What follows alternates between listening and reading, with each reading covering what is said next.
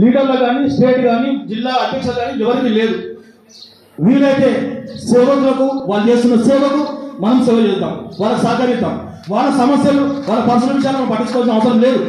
వాళ్ళు ఏం చేసినా వాళ్ళకి దేవుడు ఉంటాడు, వాళ్ళకు సుపీరియర్ దేవుడు, వాళ్ళకి సేవకులం మనం.